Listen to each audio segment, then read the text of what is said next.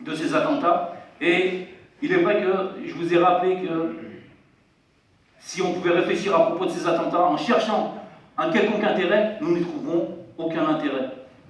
Et bien au contraire, nous trouverions du mal et des mal ou des maux les uns au-dessus des autres.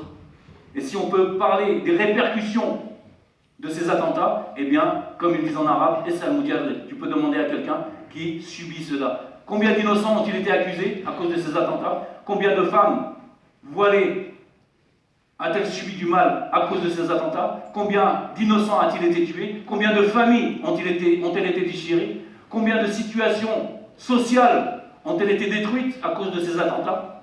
Quel est l'intérêt? Aucun intérêt. Du mal et du mal et du mal et du mal.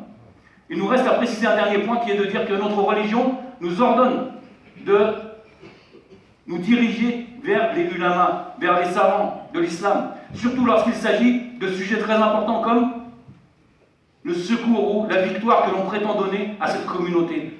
Est-ce que ces gens-là sont retournés vers les ulamas et ont mis en pratique la parole d'Allah qui nous dit et interroger les gens du rappel si vous ne savez pas? Ou cette parole dans laquelle le prophète sallallahu alayhi wa sallam nous dit que le traitement et la manière dont on soigne l'ignorance, c'est de poser des questions.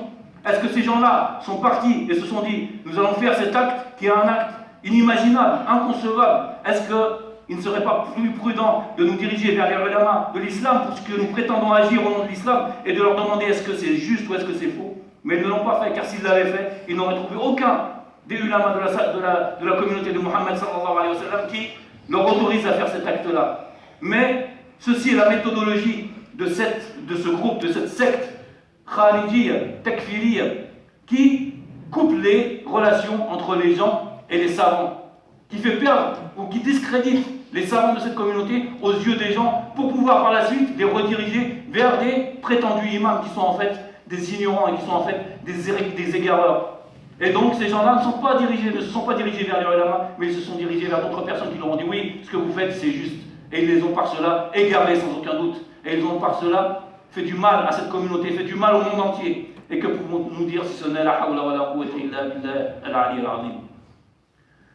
اللهم اهدنا فيمن هديت وعافنا فيمن عافيت وتولنا فيمن توليت وبارك لنا فيما أعطيت وقنا واصرف عنا شر ما قضيت اللهم أرنا الحق حقا وارزقنا اتباعه وأرنا الباطل باطلا وارزقنا اجتنابه اللهم لا تؤاخذنا بما فعل السفهاء منا اللهم إنا نسألك بأسمائك الحسنى وصفاتك العلى أن ترفع عن أمة محمد صلى الله عليه وسلم ما قد نزل بها من البلاء فإنه لا يقدر على رفعها أو رفع ذلك عنها إلا أنت يا أكرم الأكرمين اللهم لا تدع لنا في مقامنا هذا ذنبا إلا غفرته ولا دينا إلا قضيته ولا عيبا إلا أسترته ولا مريضا إلا شفيته ولا ميتا إلا رحمته ولا شابا إلا هديته سبحان ربك رب العزة عما يصفون وسلام على المرسلين والحمد لله رب العالمين.